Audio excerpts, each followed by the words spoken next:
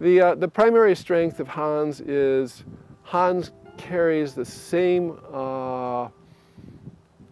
panache, cowboy attitude that other explorers have. When you think about Magellan and you think about Christopher Columbus, they were thought to be idiots. I mean, they had a theory. Christopher Columbus had a theory you could go west and find a trade route.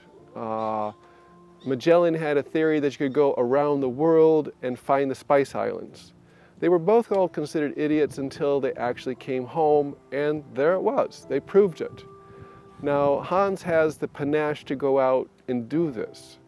He has the backing to come up with his own money and commit his own family resources to do the expensive equipment, the fuel, the food, his boat, and his time to go out and do this.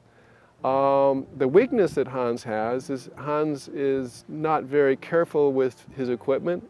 Hans gets frustrated very easily, and Hans gets upset very easily. So one of the weaknesses of Hans is being able to tolerate very much what Christopher Columbus and Magellan had. They were both thought to be very temperamental people too.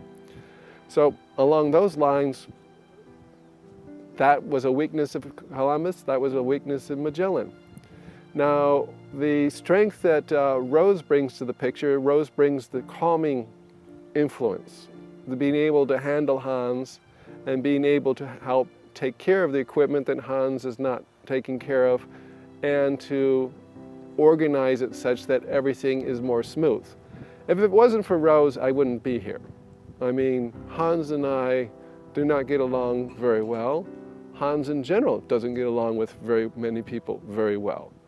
I consider it almost a challenge for me to be here because there are many things that Hans does that are completely counter to my own sense of what is right and what should be done.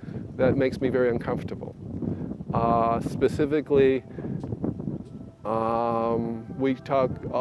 we are two different captains from two different sailboats with two different sailing styles. You'll always have that on board the boat.